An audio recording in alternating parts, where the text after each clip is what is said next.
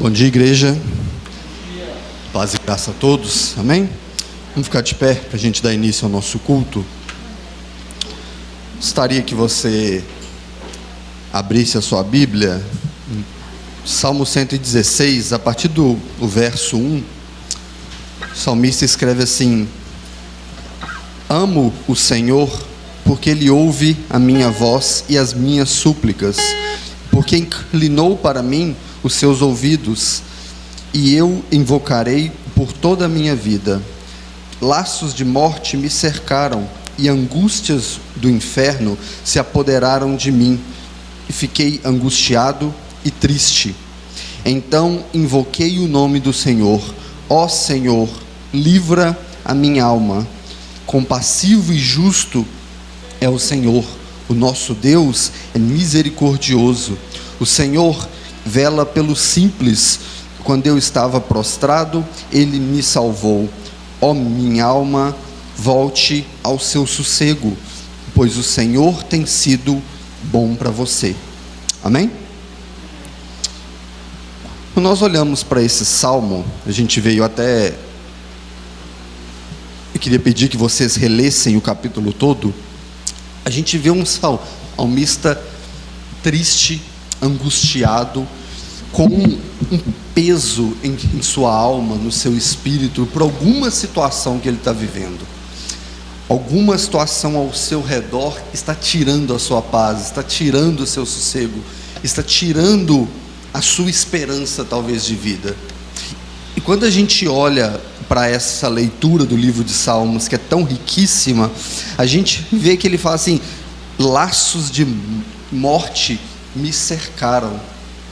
Quando a gente olha para isso, a gente vê uma angústia tomada pela vida daquele salmista. E nós podemos passar por dias assim, por dias de angústia, por dias de dor, por dias de sofrimento, aonde a situação ao nosso redor, ela pode tirar a nossa paz. E nós vivemos dias assim hoje, né? Essa pandemia, toda essa incerteza, essa situação que a gente nunca sabe quando vai acabar, e as adversidades do dia a dia, relacionamento, casa, trabalho, família, até mesmo uma angústia interna, às vezes uma mágoa, alguma dor que nos pode tirar a esperança. E o salmista traz, a partir do verso 6 e 7, ele traz um alento para si mesmo, aonde ele depositou a sua esperança em Deus. Aonde ele diz, no verso 7, ele diz: ó minha alma, volte ao seu sossego, pois o Senhor tem sido bom para você. A gente pode olhar muitas vezes as circunstâncias que a gente vive, dores, angústias, problemas de diversas natureza, e muitas vezes a gente dá uma ênfase tão grande no problema e esquece da grandeza do nosso Deus. A gente muitas vezes evidencia a dor e esquece de evidenciar aquele que sara aquela dor, aquele que é o único que pode dar aquele aconchego, de dar aquela paz, de dar aquela certeza de que nós estamos sendo guardados. Em meio a tantas adversidades que nós estamos vivendo, a gente vê muitas vidas se perdendo, muitas pessoas passando por N dificuldades a mais que as que nós estamos vivendo, e a gente olha para isso e não tem a capacidade de olhar para Deus e falar assim: quão bom o Senhor tem sido para mim, quão bom o Senhor é todos os dias na minha vida, que nos supre, que nos renova, que nós temos a certeza que a cada manhã a sua misericórdia e a sua graça é renovada sobre a nossa vida.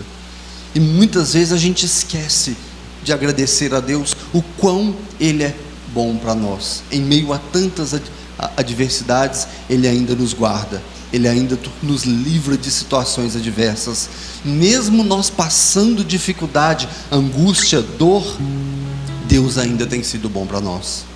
Tá, eu queria que você se refletisse sobre isso nesse início desse culto, porque nós vivemos dias difíceis, nós vivemos dias de dores, dias de angústia, e nós temos a certeza que passaremos Por isso, porque Jesus disse que no mundo teríamos aflições, mas a promessa dele foi que ele estaria conosco, ele estaria com a sua igreja até o confim dos dias. Amém? Feche seus olhos por um instante. Eterno Deus, Pai Todo-Poderoso, nós te louvamos, nós te rendemos graça. Nós somos gratos a Ti, Senhor, porque mais um dia o Senhor Tu nos permitiu estarmos reunidos como igreja do Teu Filho Jesus. Muito obrigado, Senhor, por mais esse dia lindo, maravilhoso que o Senhor colocou diante dos nossos olhos.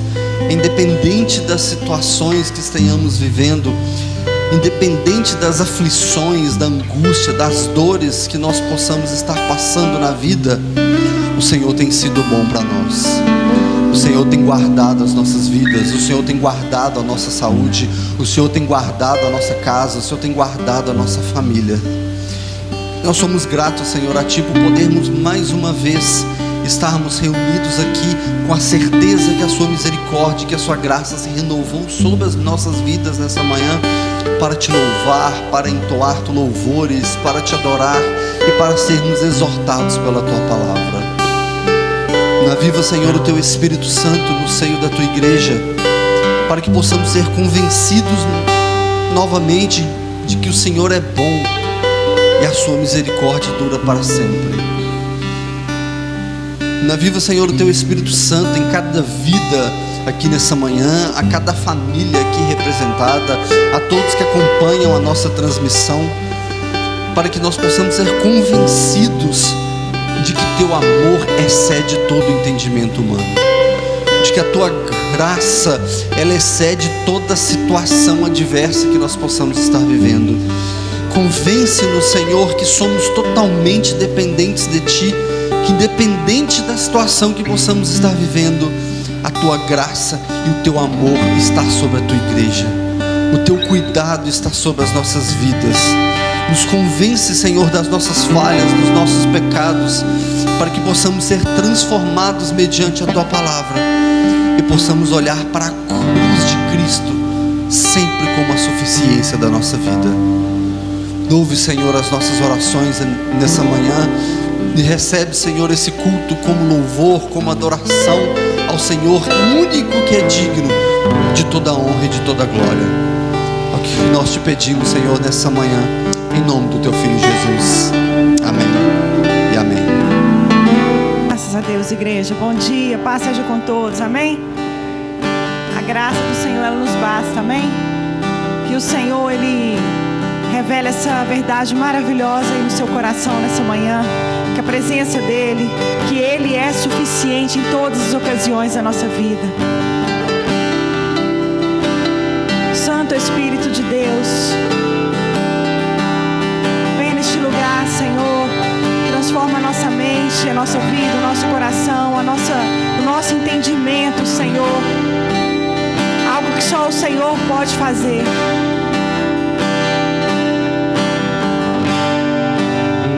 Nada igual, não há nada melhor a que se compara a esperança viva, tua presença.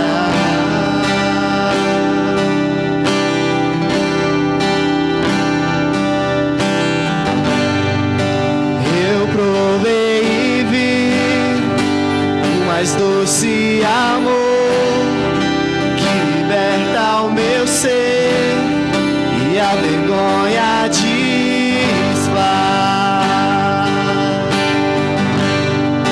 Tua presença,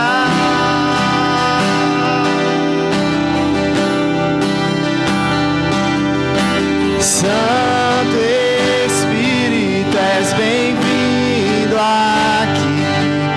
Vem inundar, encher esse lugar.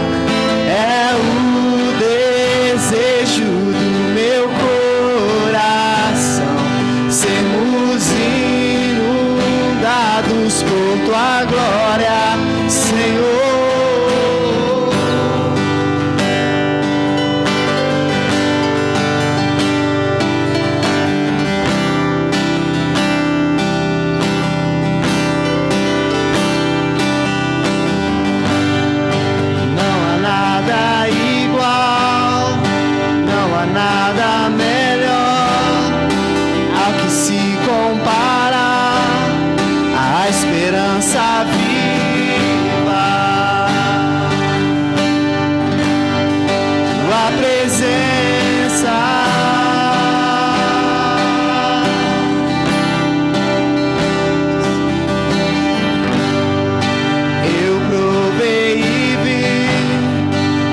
mais doce amor que liberta o meu ser e a vergonha desfaz.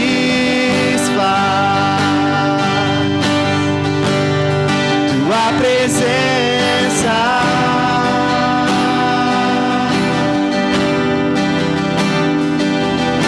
Santo Espírito, és bem-vindo aqui.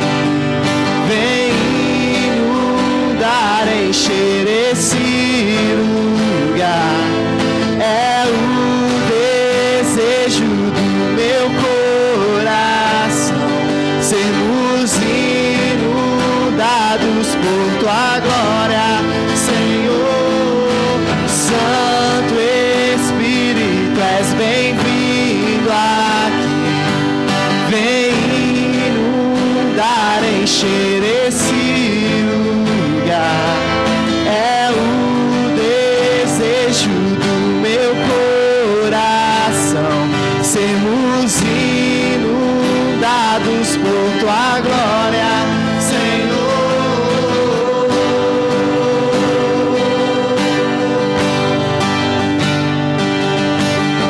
Senhor, a tua glória, Senhor.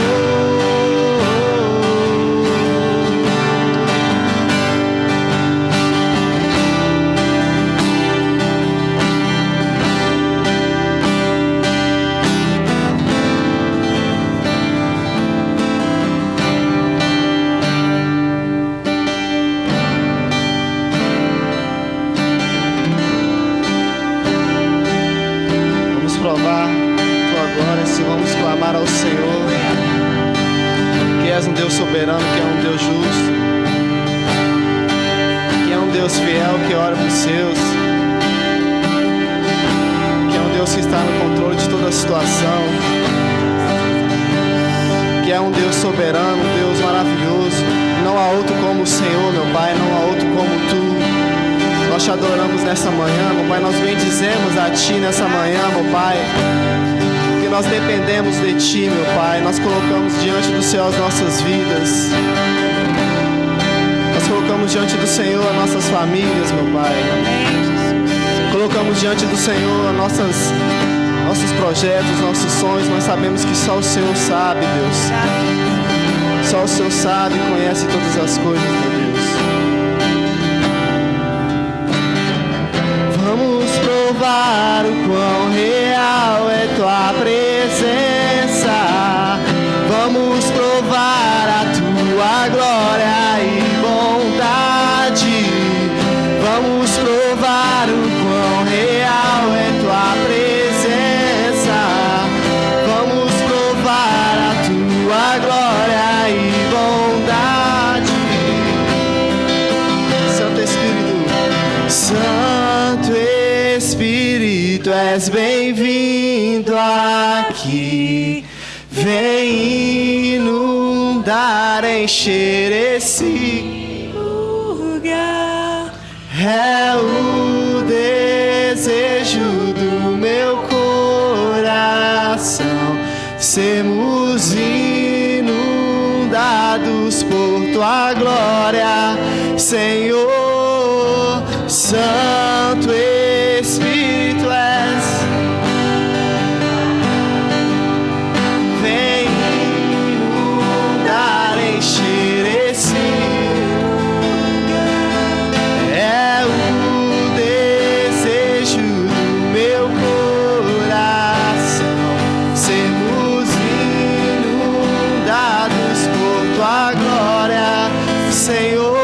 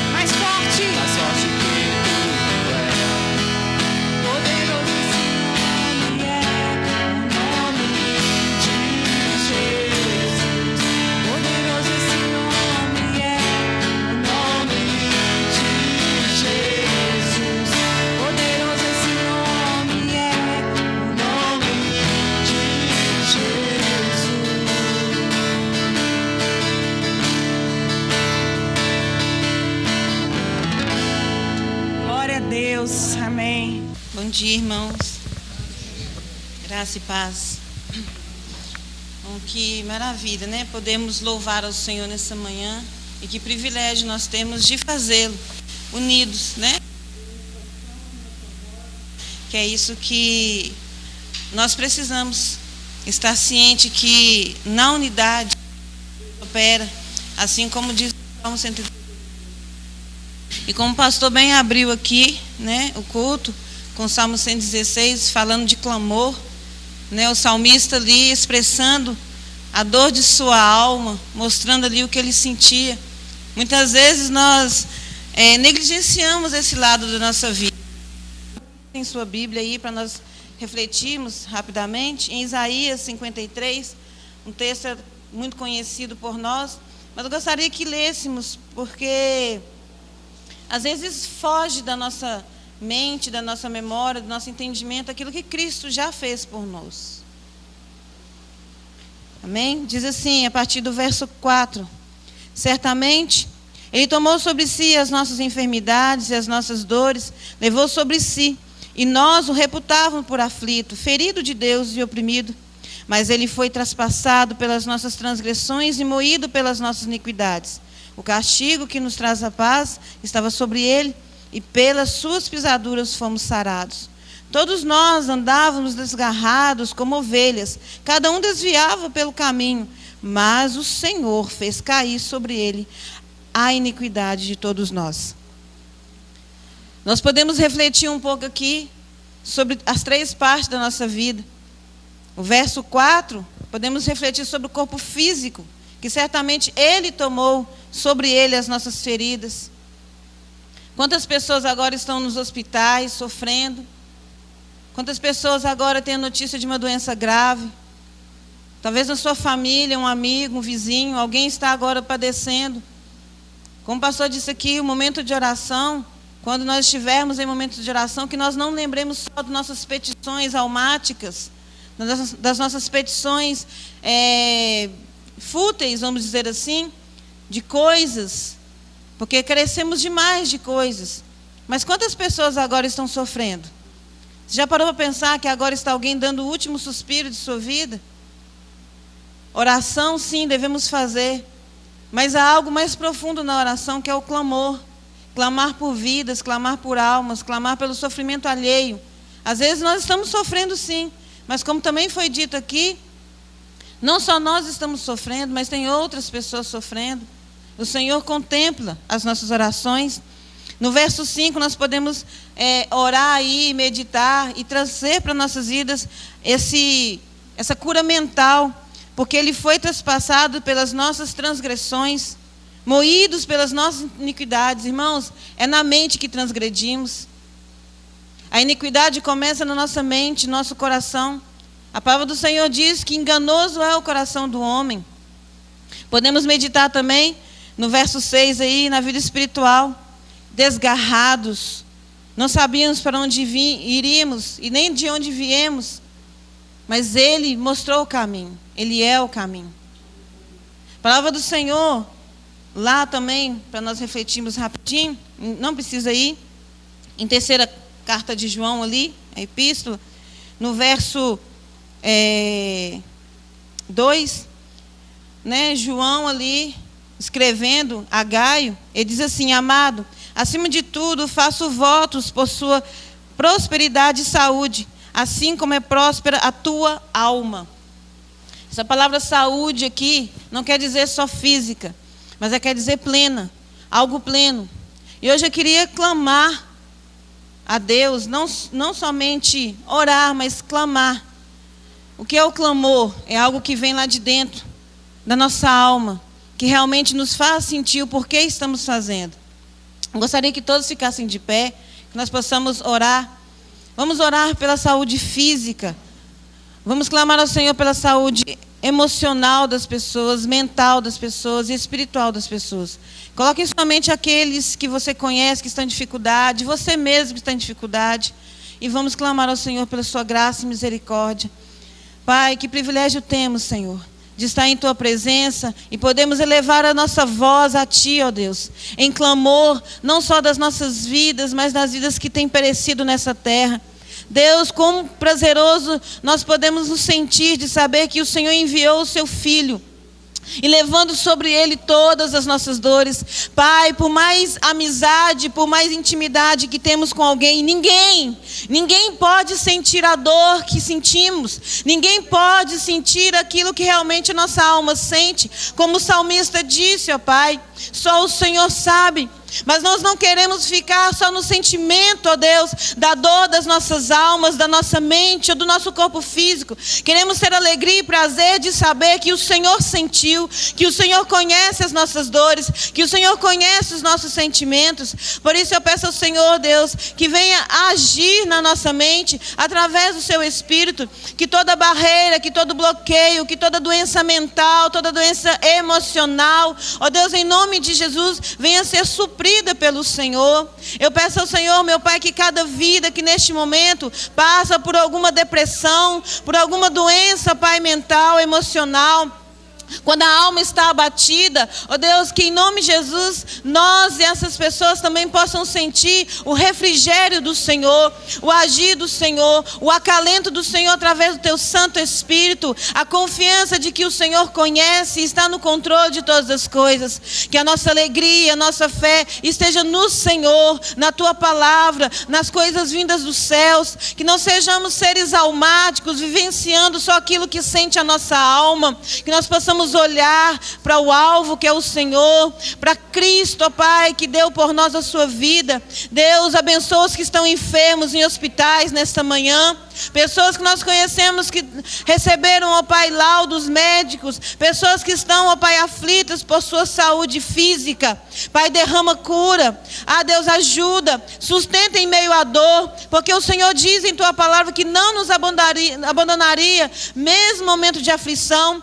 Pai, que nesses momentos de aflições possamos ver a Tua mão, sentir o Teu consolo através do Teu Santo Espírito. Eu oro para que nessa manhã, ó Pai, a Tua mente seja a nossa mente, e que a nossa mente esteja cativa no Senhor, cativa nos Teus pensamentos, que venhamos cumprir, ó Pai, o Teu propósito, Senhor, nas nossas vidas, que é servir ao Senhor com integridade, que sejamos sinceros e retos, ó Pai, e que o Senhor, em nome de Jesus, através do Teu Santo Espírito, possa nos ajudar a viver dia a dia, glorificando o Teu nome. Assim eu oro e agradeço em nome de Jesus.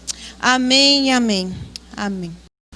Mais uma vez nós temos a oportunidade, de ouvir a palavra de Deus, de sermos alimentados, de sermos exortados, confrontados. Tem uma frase do pastor José Mabessa que ele fala assim: leia sempre a Bíblia contra você, sabe? Eu acho que é muito válido, porque muitas vezes a gente tem a tendência de ler alguma passagem bíblica e falar assim: puxa, aquela pessoa tinha que estar ouvindo isso, aquele irmão devia estar ouvindo isso. Mas a Bíblia nos exorta sempre lermos a Bíblia contra nós, contra o nosso coração, Muitas vezes a gente tem a facilidade de postar em redes sociais, de compartilhar, de dizer para pessoas assim: viva uma vida para a glória de Deus, Viva uma vida que agrade a Deus. E o que é viver uma vida para a glória de Deus, sabe? Muitas vezes é bonito, é poético falar, mas muitas vezes a gente não sabe o que é viver realmente, sabe? E é um pouquinho disso que eu queria tentar trazer aqui hoje, sobre como nós podemos sair daqui hoje pensando assim: eu estou vivendo uma vida para a glória de Deus, sabe? No final do texto que nós vamos tentar caminhar aqui, se assim Deus permitir, a gente possa refletir realmente se nós estamos vivendo uma vida para a glória de Deus, sabe? O que é viver uma vida que agrada a Deus? Muitas vezes a gente pode especular certas coisas, mas somente a palavra de Deus vai dizer o que é uma vida que agrada a Deus, o que é viver uma vida para a glória de Deus. E para isso eu queria que você abrisse a sua Bíblia na primeira carta de Pedro, tá?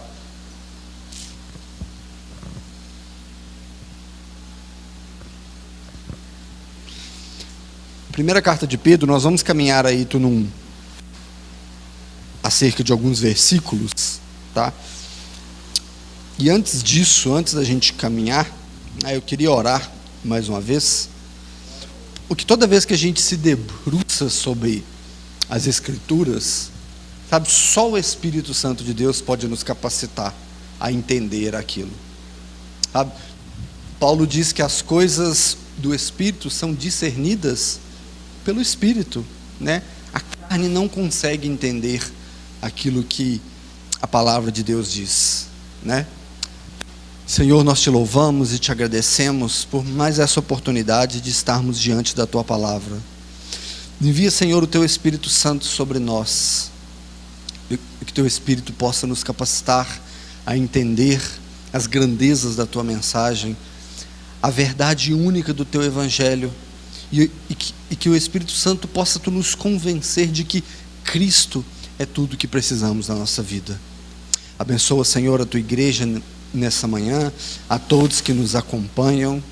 Abençoa esse que vos fala, que não sabe orar, que não sabe pregar, mas que o teu Espírito possa usar-me, Senhor, para a glória do teu santo nome e para a edificação da tua igreja. É o que nós te pedimos, em nome de Jesus. Amém? Essa primeira carta de Pedro, nós já falamos algumas vezes sobre ela, né? E recentemente, no mês de setembro, eu até trouxe uma mensagem acerca do capítulo 2, tá? Mas essa carta de Pedro foi escrita num contexto muito pesado, uma perseguição muito grande sobre a igreja. Isso por volta do ano de 67 depois de Cristo, né? A gente tem ali o imperador Nero fazendo atrocidades ali com a igreja sendo perseguida, muitos cristãos perdendo a vida por causa da fé.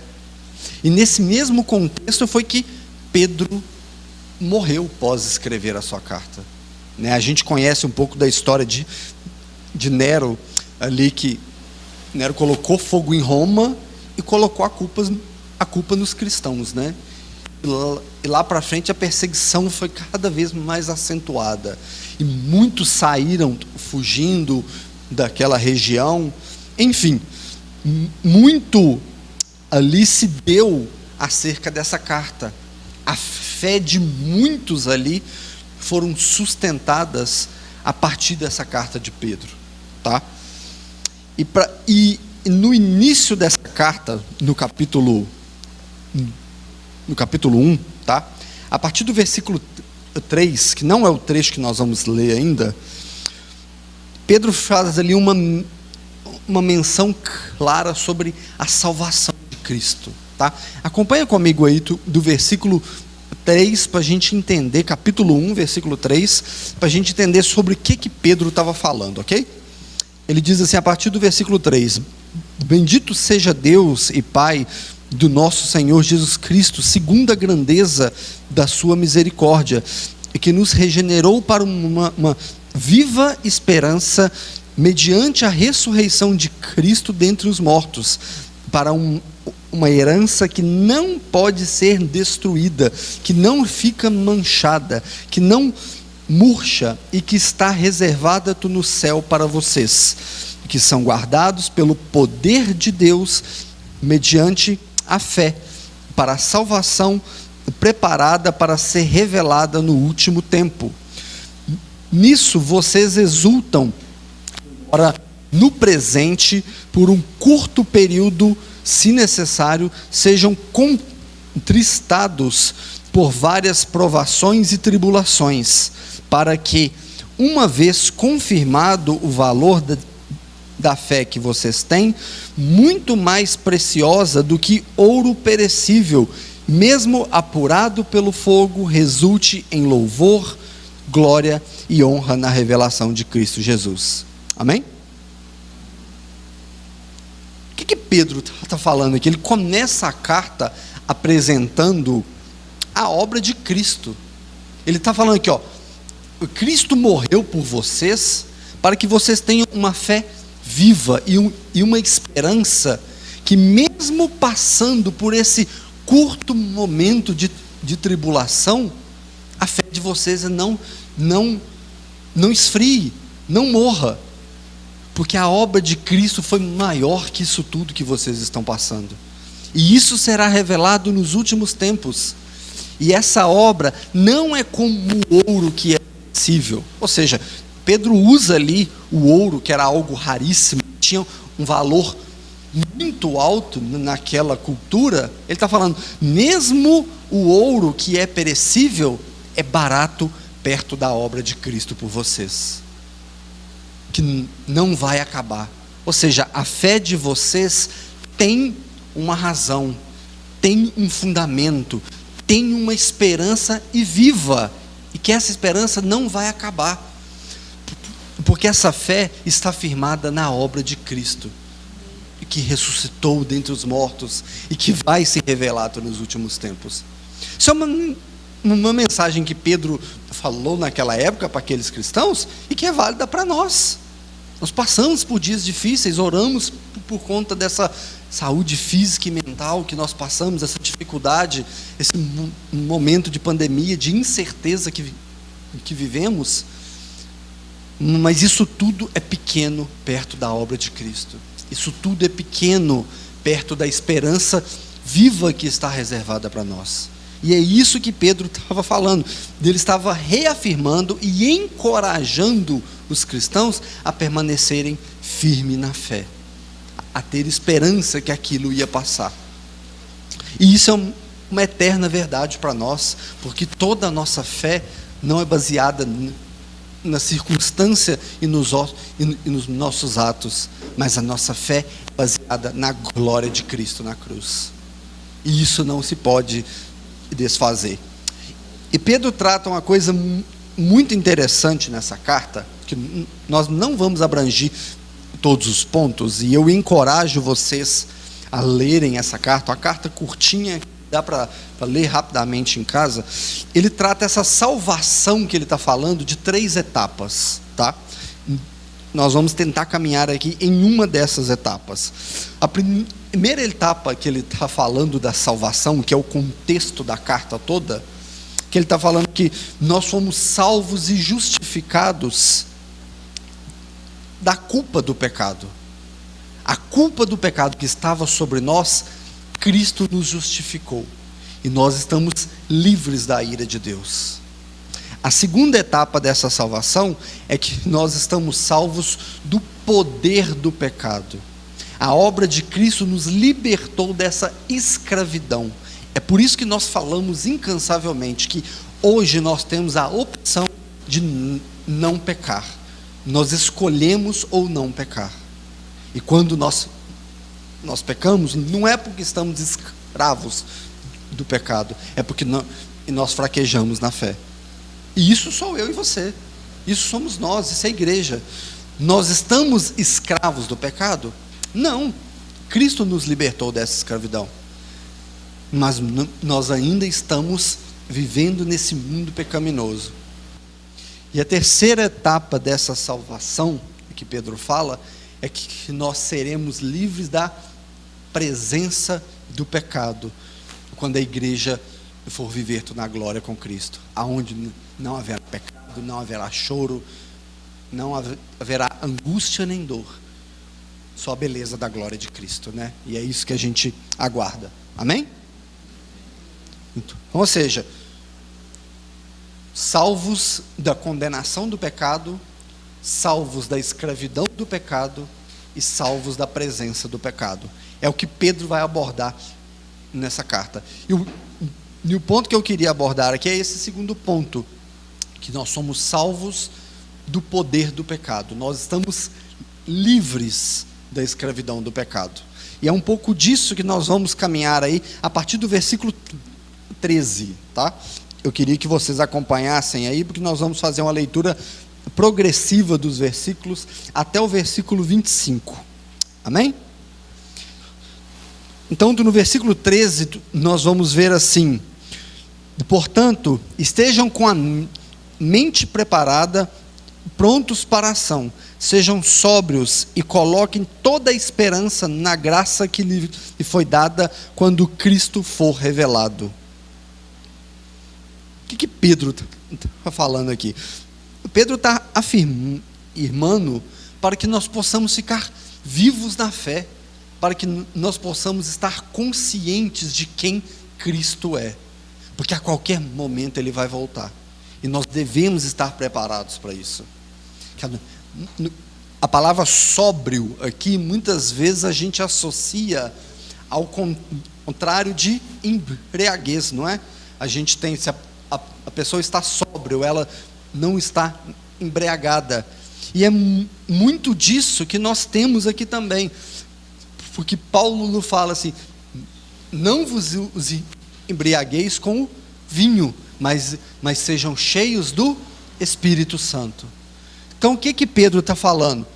Fiquem atentos, fiquem cheios de Cristo, fiquem cheios do Espírito Santo, porque Cristo vai voltar. Estejam vigilantes, sóbrios, atentos a isso.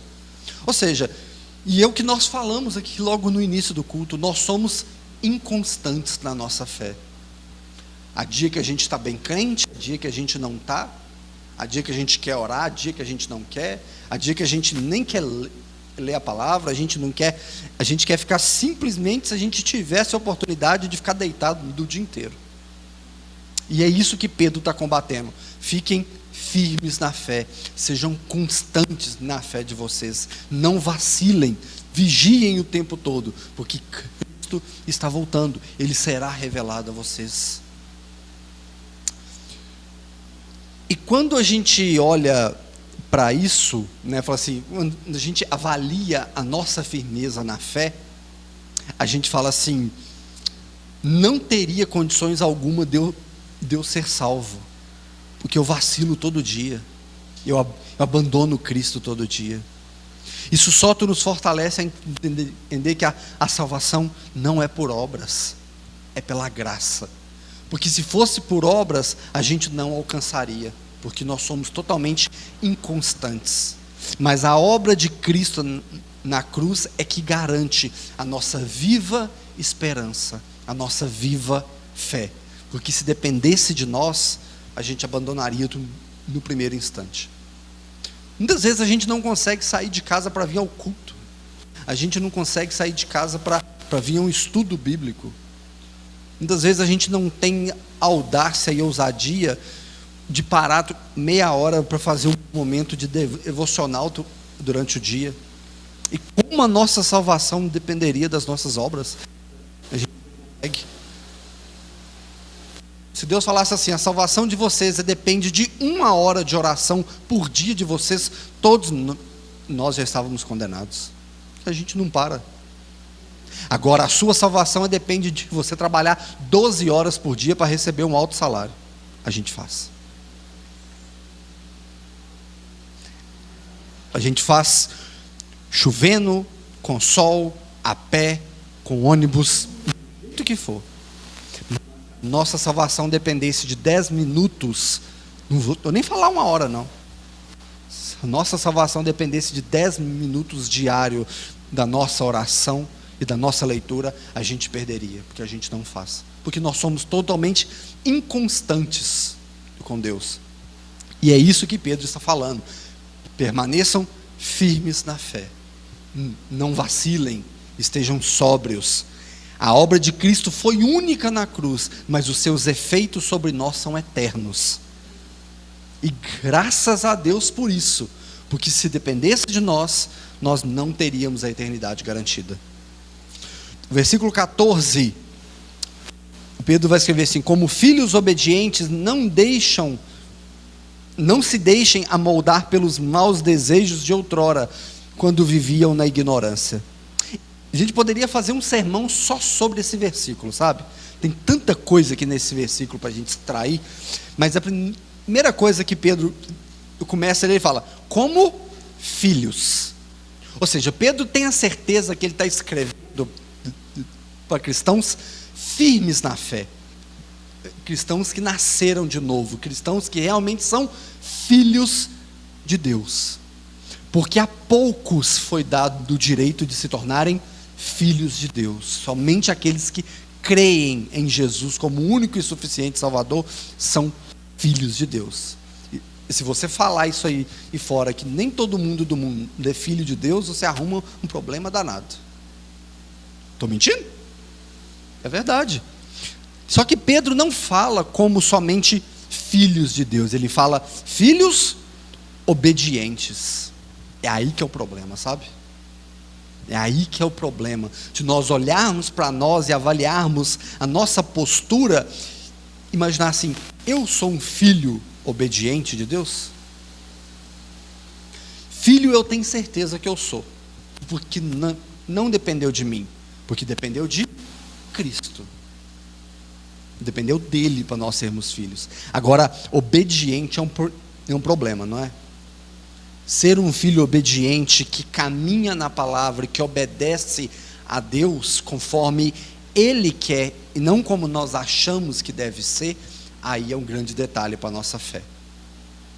E quando Pedro está falando para aqueles cristãos assim, como os obedientes, ele tem a certeza de que ele está falando para a igreja de Cristo, e que a igreja de Cristo é filha de Deus e ela é obediente, porque os filhos de Deus não têm um coração de pedra, mas têm um coração de carne, que sabe amar e que deseja as coisas de Deus. O filho de Deus nasceu de novo, ele tem um novo espírito, ele é uma nova criatura, que as coisas velhas se passaram e tudo se fez novo.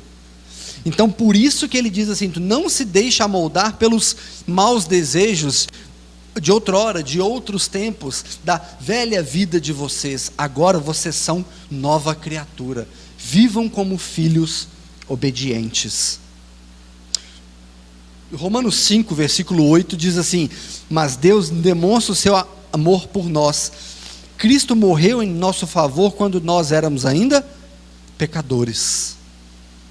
A maior demonstração de amor de Deus para com seus filhos é que Cristo morreu por nós quando nós ainda não éramos filhos. E não há demonstração de amor maior de Deus para nós do que Ele ter mandado o seu Filho único para aquela cruz. E nós o recebemos como Salvador, e nós o recebemos como a nossa justificação. E por que então nós não somos obedientes a Deus? Por que nós não conseguimos viver uma vida reta em obediência à palavra de Deus, se nós não somos mais quem nós éramos antes? Se nós não somos mais aquele velho homem que foi crucificado com Cristo e que morreu nas águas do batismo, por que nós não somos obedientes? Por causa da nossa inconstância na fé, por causa da nossa fragilidade diante do pecado. Entenda uma coisa, meus irmãos: Deus demonstrou o seu amor por nós entregando o seu Filho naquela cruz. E Ele não somente entregou, Ele agradou em moê-lo naquela cruz, porque Ele tinha um propósito: resgatar a minha e a sua vida, perdoar os nossos pecados, nos adotar como filhos. E por que nós não obedecemos? Por que nós não caminhamos perseverantes? Esse modo de desobediência a Deus não é uma vida que glorifica a Deus, não é uma vida que agrada a Deus. E aí nós começamos a refletir um pouco sobre a pergunta inicial: o que é uma vida que glorifica a Deus? Como viver uma vida que agrada a Deus? Na sequência do versículo a gente tem: mas assim como é santo aquele que o chamou, sejam santos vocês também em tudo o que fizerem, pois está escrito: sejam santos, porque eu sou santo. O que que Pedro está começando a deixar muito claro aqui nessa carta, né? Ele está falando assim: vocês foram adotados como filhos, porque Cristo pagou esse preço. E vocês são filhos e devem ser obedientes. Portanto, vivam em santidade. Vivam uma vida santa, porque foi essa vida que Ele chamou vocês. É para isso que Cristo morreu na cruz, para que vocês vivam uma vida digna de mim. É que Deus está falando, vocês não vão viver uma vida de qualquer jeito, vocês têm que viver uma vida de acordo com o meu padrão de vida. E eu sou santo, então sejam santos. O Pai é santo. A consequência disso é que os filhos têm que ser santos. E é aí que entra a nossa inconstância, sabe? Como é que nós vivemos essa santidade no meio desse mundo caído, no meio de tantas provações, de tantas perseguições, de tantos desejos explícitos.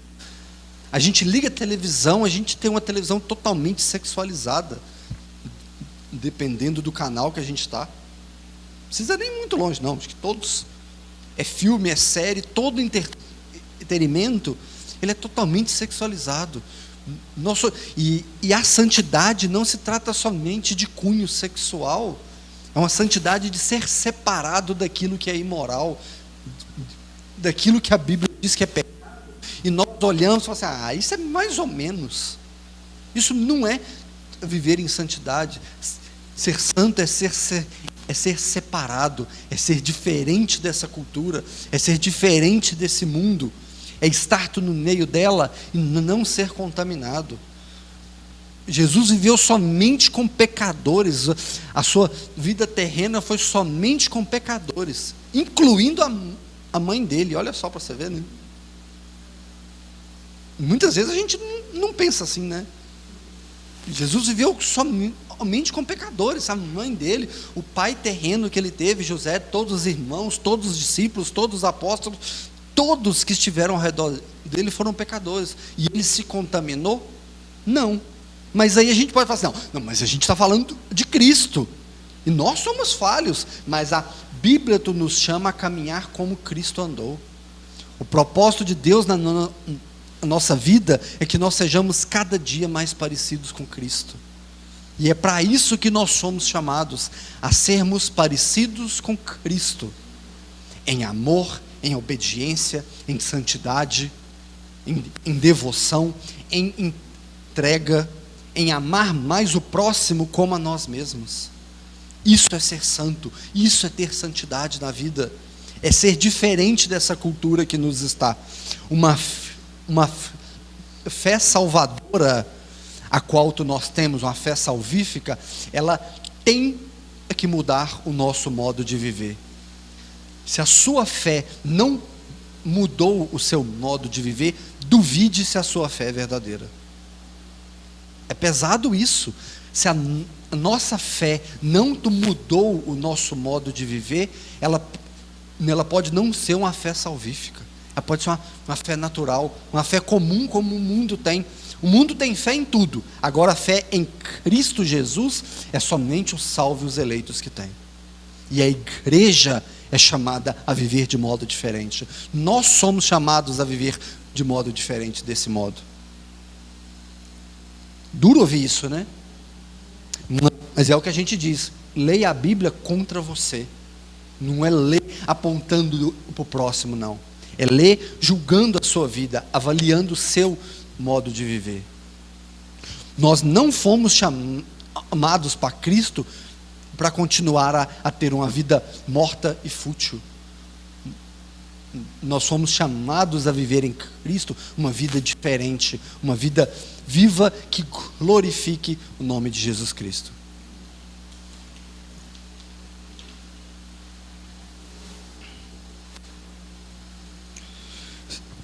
Segundo Coríntios 5,17 diz assim: portanto, se alguém está em Cristo, é nova criação, as coisas antigas já se passaram, eis que surgiram coisas novas. Nós somos nova criatura. 1 Tessalonicenses 4,7 diz: porque Deus não nos chamou para a impureza, mas para a santidade. Hebreus 12,14 diz: esforcem-se para viver em paz com todos e para serem santos. Sem santidade ninguém verá o Senhor. Aí a gente pode avaliar, esse versículo aqui é sensacional, sabe? A gente pode avaliar assim, mas como que eu vou ser santo no meio dessa cultura e tudo? Sabe, como que se eu não consigo dominar o pecado que está ao meu redor, como que eu vou ver a Cristo? Como que eu vou ver o Senhor? Como que eu vou viver na sua glória?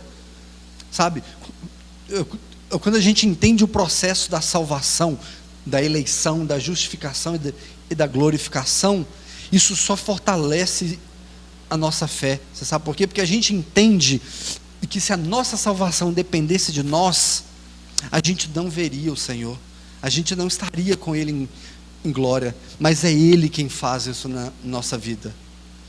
Nós temos a nossa responsabilidade total, todos os dias. É o que Jesus disse: se seu olho te faz pecar, arranque-o. Se sua mão te faz pecar, corte-a. Se aquela pessoa, se aquele lugar, se aquele relacionamento, se aquele celular, se aquele computador, se aquele filme, se aquela qualquer situação te faz pecar, arranque aquilo da sua vida. Não é Cristo que vai descer em glória e arrancar aquilo, não. É o Espírito Santo que te capacita e te exortando todos os dias a abandonar as velhas práticas.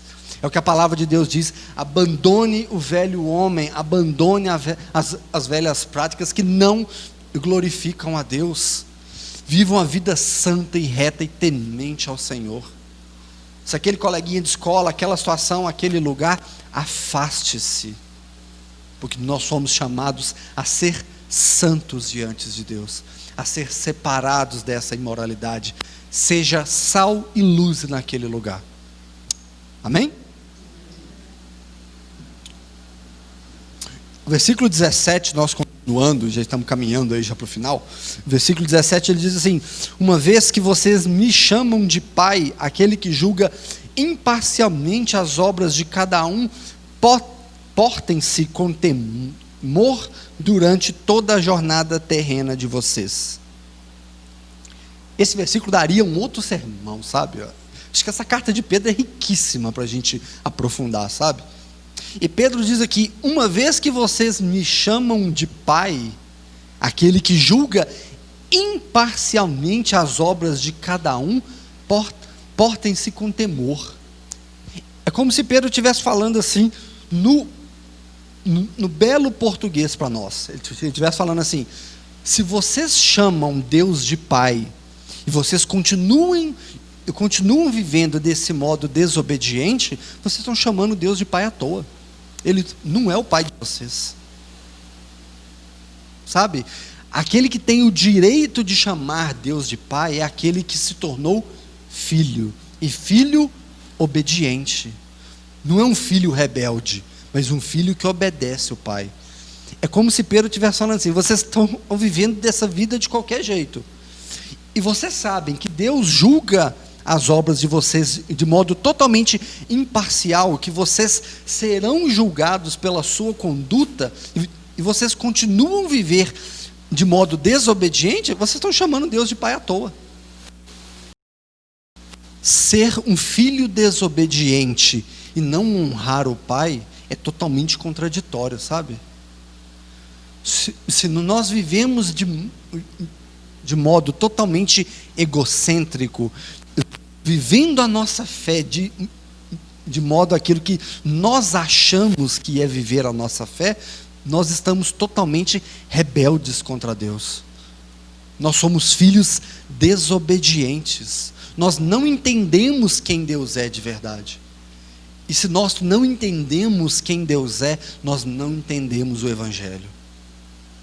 Se a verdade do Evangelho não é clara na nossa vida, a gente não reconhece Deus como o Pai totalmente absoluto e soberano, onde nós deveríamos viver de modo que Ele diz para viver, o modo de conduta de vida do qual Ele estabeleceu. E o que Pedro fala aqui é: Se vocês vivem de qualquer modo, por que vocês chamam Deus de Pai? Ele não é o Pai de vocês. Em outros textos a gente vê que o pai da mentira é o diabo. E se nós não estamos vivendo a verdade de Deus, o nosso pai é outro. E se o nosso pai é outro, a verdade não há em nós. E se não há verdade em nós, a fé verdadeira não há em nós. Nós temos fé em qualquer outra coisa, menos no Filho de Deus. E para isso a gente pode refletir acerca desse versículo de 3 perguntas. Nós estamos agindo como filhos obedientes na fé? É a primeira pergunta que a gente pode nos avaliarmos, sabe? E eu queria que talvez a gente levasse isso para casa, um dever de casa, sabe? A gente tentar responder isso para nós mesmos, sabe? Nós estamos sendo filhos obedientes? Nós estamos vivendo uma vida da qual a gente pode chamar Deus de Pai?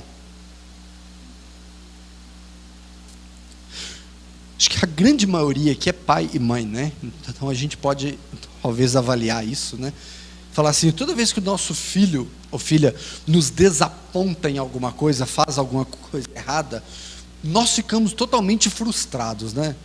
A gente fica chateado, o filho responde, desobedece, você manda fazer uma coisa, não faz. Essa geração de hoje, eu vou falar com vocês, terrível. Então, toda vez que a gente olha para os nossos filhos, a gente pode refletir um pouco sobre a nossa vida com Deus, sabe? Porque nós, sendo falhos, pecadores, se o nosso filho nos desaponta, a gente nos frustra muito, sabe? A gente fica totalmente chateado, a gente fica magoado mesmo. Agora, tenta olhar com a ótica de Deus, um Deus perfeito, santo e justo, que Ele olha para a humanidade inteira, e a humanidade inteira o desapontando, sendo desobediente, sabe? Então eu sempre olho para os meus filhos, né, e vejo um pouco disso, sabe? A gente fala com ele, não faz isso, não faz isso, não faz isso, a gente corrige, exorta tudo. É a mesma coisa Deus falando com a gente, não peca, abandona essas práticas, seja obediente, se volta para mim, caminha comigo. E a gente, ignora o tempo todo. É a mesma coisa essa geração de hoje com a gente, mesma coisa, sabe?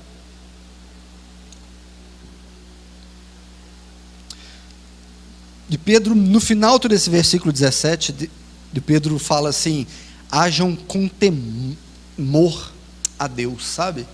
É o que ele vai falar assim, que nós temos a consciência de quem Deus é, que Deus julga imparcialmente, que Deus condena pecadores ao inferno. Vocês têm noção do peso disso?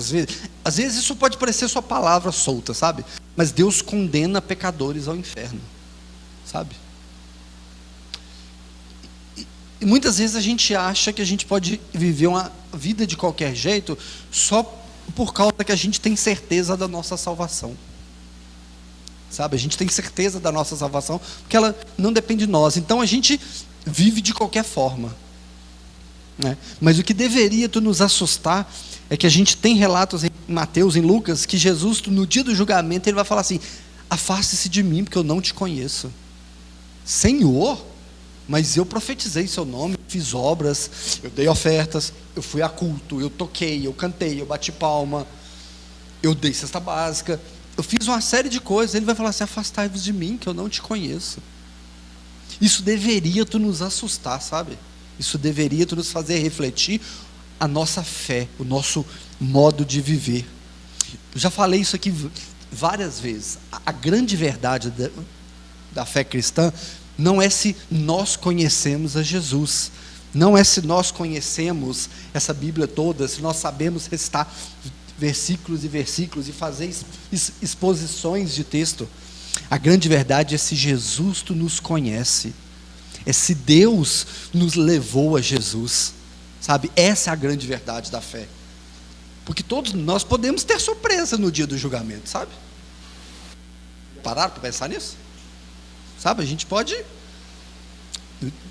passar por isso. É por isso que a palavra de Deus diz: orai e vigiai o tempo todo.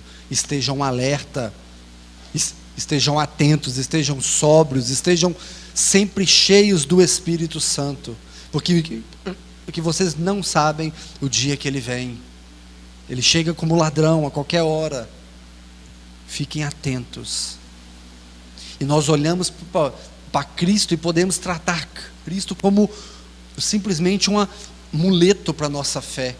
Não alguém que nos socorre de uma doença, alguém que socorre o nosso relacionamento, alguém que socorre a nossa conta, alguém que socorre a nossa vida familiar. Não, a gente corre o risco de tratar Cristo como a lâmpada do Aladim, aonde a gente só faz pedidos, sabe? Onde a gente recorre na hora do socorro. Mas a grande verdade da fé é se nós o tratamos como único e suficiente Salvador, aquele que pagou pelos nossos pecados, aquele que nos garantiu a vida eterna e que nos livra do inferno. A única pessoa que tem a capacidade de nos tirar da porta do inferno e colocar no céu é Cristo. É a única pessoa que pode garantir a nossa salvação. Viver em obediência a Deus não é uma opção do cristão, é uma consequência da sua fé. Sabe, se nós temos fé salvífica, nós somos pessoas obedientes. E se nós não somos obedientes a Deus, a gente tem que reavaliar a nossa fé. Sabe, a mudança de vida, o novo coração, ele traz como consequência a obediência a Deus. E nós não podemos viver como filhos desobedientes, sabe? A gente não pode viver de qualquer modo.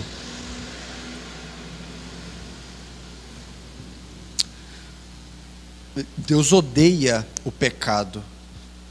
A ira de Deus está incansavelmente contra aqueles que vivem no pecado. E nós fomos justificados e libertos dessa escravidão. Nós temos condição de viver uma vida santa com Deus.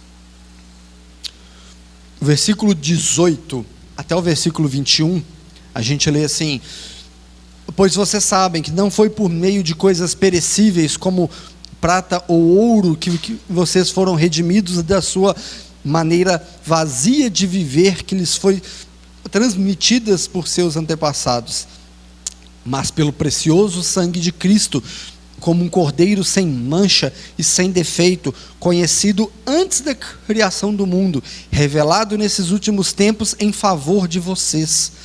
Por meio dele vocês creem em Deus, que o ressuscitou dentre os mortos e que o glorificou, de modo que a fé e a esperança de vocês estão em Deus. Esse trecho aqui, Pedro está basicamente fazendo um resumo do que é a verdade do Evangelho, sabe?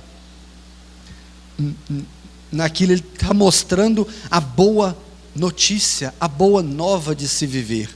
Porque nós não fomos comprados por coisa perecível, como ouro ou prata. Nós fomos comprados pelo sangue de Cristo, o Cordeiro que foi morto, o sacrifício único que pagou pelos nossos pecados. E é esse sacrifício que foi revelado a nós, que nos garantiu a vida eterna. E é esse sacrifício de Cristo que nos garantiu esperança de que a nossa vida é muito mais do que nesse mundo pecaminoso. A nossa vida é muito mais além do que os nossos olhos podem ver e contemplar aqui nesse mundo. Aqui nós temos uma expressão da bondade e da glória de Deus.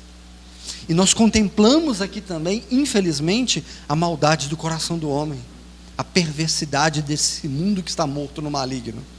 Mas a nossa fé é muito mais do que isso que a gente pode ver. A nossa fé é a certeza de que estaremos em Cristo, de que estaremos como igreja contemplando a sua glória face a face. E é isso que deve motivar a nossa fé. E é isso que deve nos dar esperança. Porque se algum dia nós pararmos de esperar a volta do nosso Salvador, nós perdemos a essência da fé. Sabe, se a gente não viver dia após dia esperando a volta de Cristo, esperando a sua volta gloriosa, a nossa fé se perdeu em meio a esse mundo, sabe, se perdeu em meio a coisas inúteis e fúteis. O que o texto fala aqui é que Jesus pagou um preço e nos redimiu das nossas vidas vazias. Antes de termos o Espírito Santo em nós, a nossa vida é vazia. Sabe, John Piper usa uma frase sensacional que ele diz assim: se tirar Cristo de dentro de nós, fica um vazio que o mundo inteiro não pode preencher. Ou seja, quando a gente diz assim, o que é Cristo para você? Cristo é tudo, mas é tudo mesmo, sabe? É tudo em todos os sentidos de vida. Cristo é o nosso trabalho, Cristo é o nosso relacionamento, Cristo é a nossa família, Cristo é a nossa esperança, Cristo é o esporte que praticamos, Cristo é a nossa rotina de casa, de trabalho, de menino, de cansado, de estar ali todos os dias naquela luta, mas Cristo é tudo para nós. Em todas essas coisas nós glorificamos a Cristo. Em todas essas coisas a gente vive para a glória de Cristo.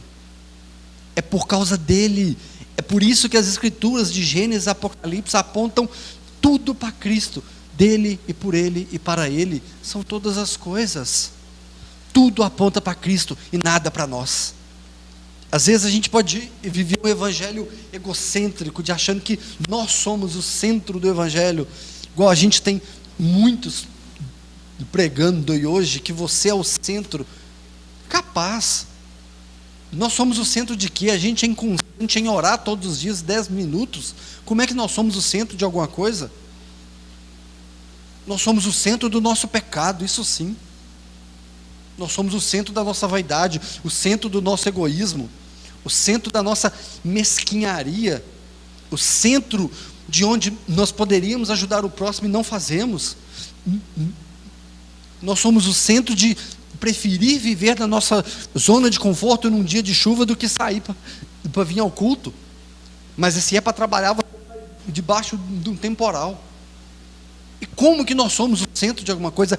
Cristo é o centro do evangelho. Cristo é o centro da nossa fé. E isso não pode sair da nossa cabeça e nem do nosso coração. Cristo é o centro de tudo. E é isso que Pedro está falando. Vivam uma vida de santidade, porque quem pagou o preço por vocês serem salvos foi o Cordeiro Santo de Deus naquela cruz. O sangue dele derramado garantiu a fé de vocês, garantiu a esperança da vida eterna de vocês, e vocês estão menosprezando isso, vocês estão negligenciando isso. Antes vocês estavam vazios de futilidade, antes vocês eram cheios de futilidade, agora vocês são cheios do Espírito de Deus. Então vivam conforme Deus quer que vocês vivam. É o que Pedro está falando aqui para nós, sabe?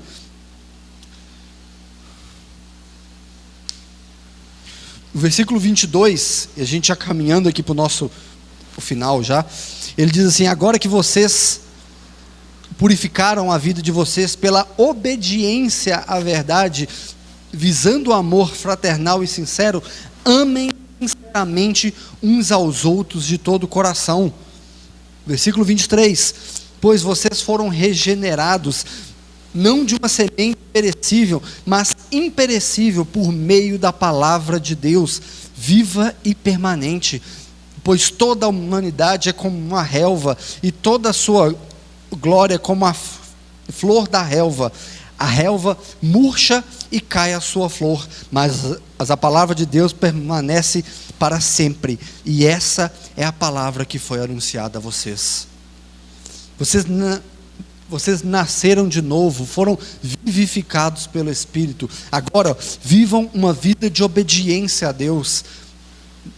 Não vivam uma vida como a relva, a flor da relva, que cai e murcha todos os dias.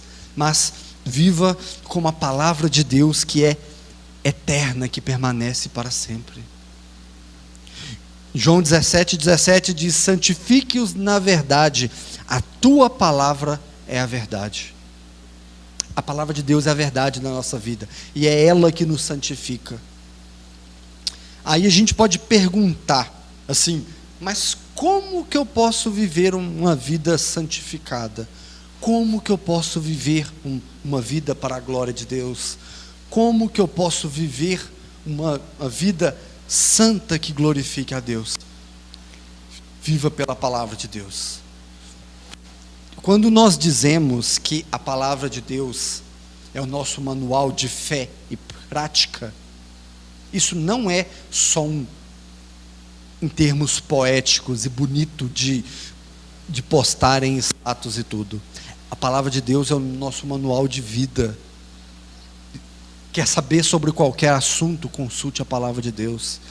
Quer saber como se portar diante de Deus? Consulte a palavra de Deus. Quer saber como amar o seu irmão mais, viver um relacionamento de amizade, um casamento, ser um pai melhor, uma mãe melhor, um profissional melhor, um servo melhor de Deus? Viva a palavra de Deus. É ela que santifica as nossas vidas. Agora, tu não dá para viver a palavra de Deus com ela fechada em cima da nossa estante, sabe? Não dá para viver a palavra de Deus simplesmente vindo ao culto no domingo, passando 2 horas aqui. A nossa fé é diária, sabe? O exercício da nossa fé é constante. A gente vive a nossa fé em casa, no trabalho, no caminho do trabalho, no lazer, no prazer. A gente vive a nossa fé a todo instante. Então, viva a palavra de Deus a todo instante. O chamado a viver na fé não é um chamado fácil, sabe?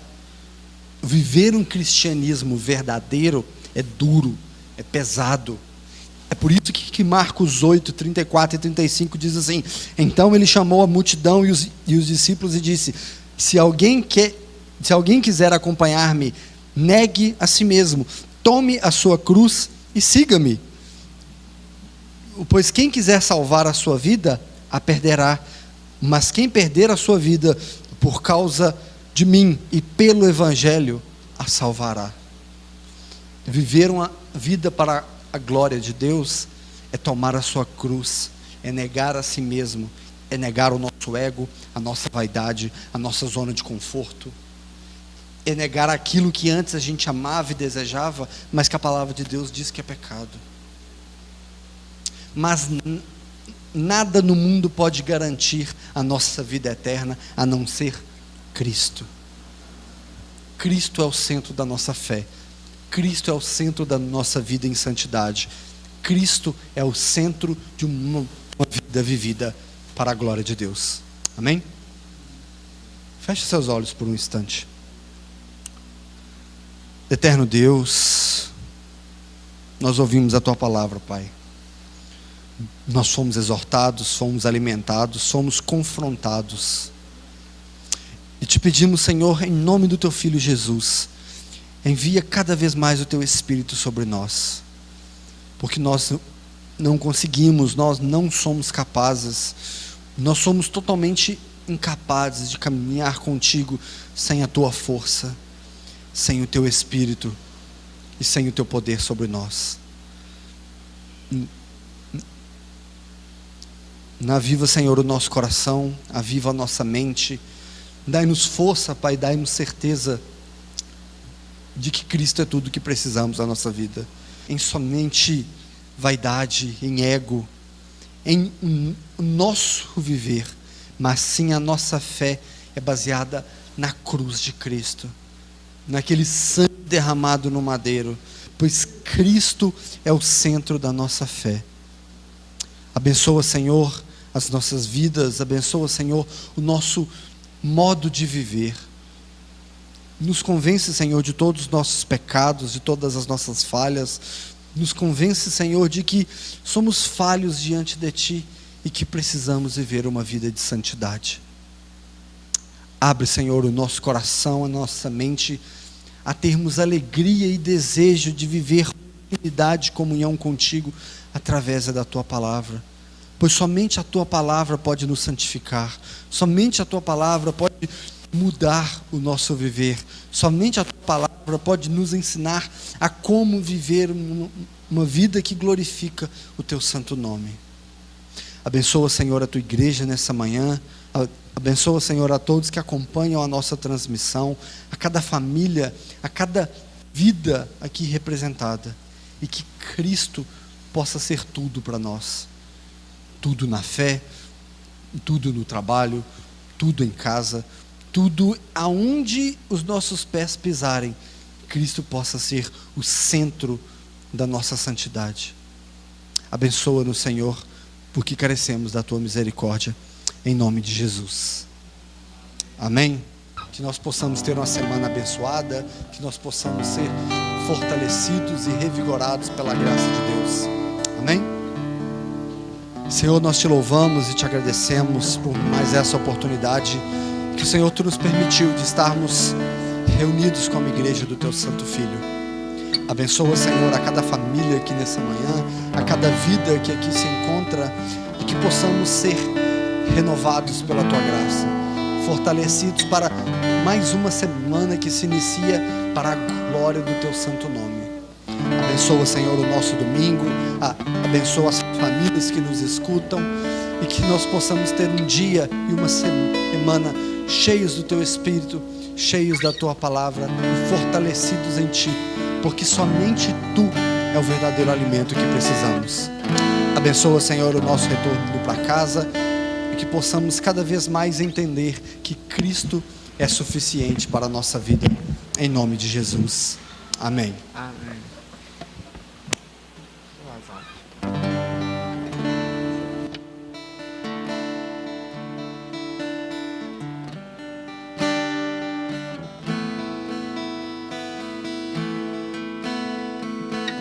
Nós tivemos essa semana vários aniversários aqui na igreja, né? E ontem nossa irmã Edilene fez aniversário também.